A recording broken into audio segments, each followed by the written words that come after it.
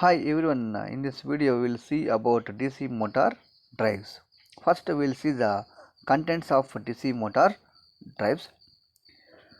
So in this DC motor drives we will discuss about starting braking, transient analysis, single phase fully controlled rectifier, control of DC separately excited motor, single phase half control rectifier, control of DC separately excited motor.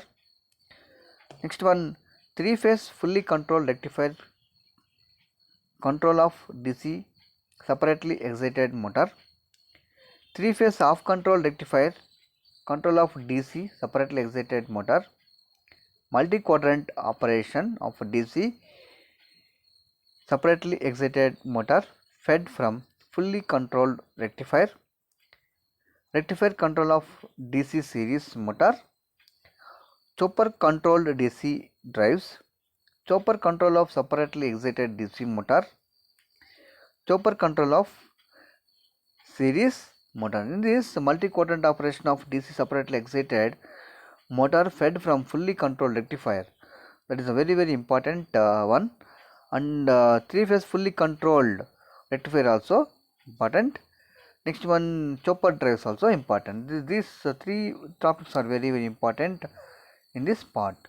So first we will see the introduction of DC motor drives. It is seen that due to various advantages, electric motors are used as drive motors in various industrial applications. So we have electric motors are having many advantages. That's what we are using in various industrial applications. The various industrial drives have different types of mechanical characteristics. So each drive having some different characteristics. Some drives will runs at slow speed, some drives at high speed, some drives at load increases, speed will decreases. So those characteristics are having. The mainly include speed torque characteristics. What we have discussed, right? Speed. So speed, according to speed, torque will also will varies, right? So the mainly includes speed torque characteristics. When an electric motor is to be selected as a drive motor, first the speed torque requirement of the load is determined. Then an electric motor is selected having speed torque characteristics same as that required by the load, right?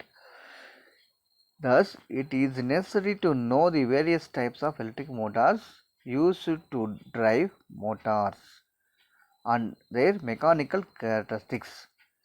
This helps to select the proper motor for driving the load. The electric motors are classified based on the nature of the electric supply used to drive the motor. Accordingly, the electric motors are basically classified. First one is DC motor, which requires DC supply, and second is AC motors, which requires AC supply. This chapter explains the various types of electric motor and their characteristics. Here we will see the various types of DC motors and their characteristics. So mainly electric motors are two types. One is DC and AC, right? So first DC motor drives. The motor which requires DC supply to drive them are called DC motor drives. In DC motors, there are two types of windings. This is an important one. One is field winding, which is used to produce the main operating flex. So this is called exciting winding. The DC supply is used to pass the exciting current, though the field winding current through the field winding.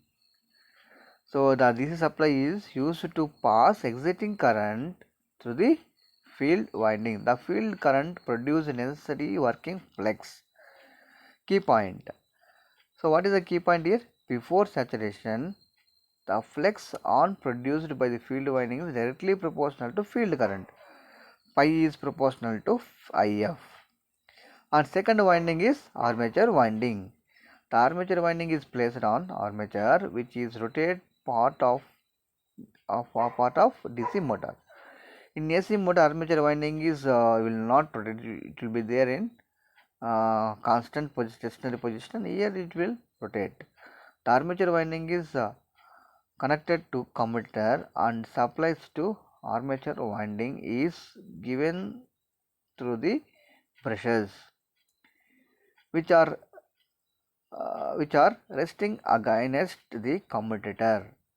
When supply is given to the armature, it carries the armature current I and produces a flux called armature flux. So here mainly what we have seen is DC motor is having two windings. One is field winding and armature winding. Field winding is in stationary position. Armature winding is rotating position in DC motor drives. Next one, principle and operation. How it will operate. DC motor operates on the principle that when a current carrying is placed in a magnetic field, it experiences a mechanical force. So F is equal to BIL newtons. So when current carrying conductor placed in a magnetic field, it will experience a force that is called mechanical force. F is equal to BIL newtons. So where L is length of the conductor, the direction of force can be found by left hand rule, Fleming's left hand rule. Constructionally, there is no difference between a DC generator and DC motor. DC motor. The collectively force produced a driving torque which sets the armature into rotation. The function of a commutator in DC motor is provide a continue in DC generator. The work done in overcome the magnetic drag is converted into electric energy.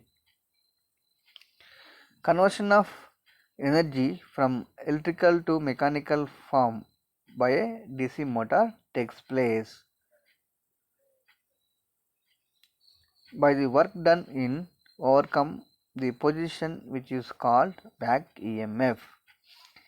So in DC motor, especially EMF will induce according to Faraday's laws that EMF oppose the supply voltage, that is called back EMF.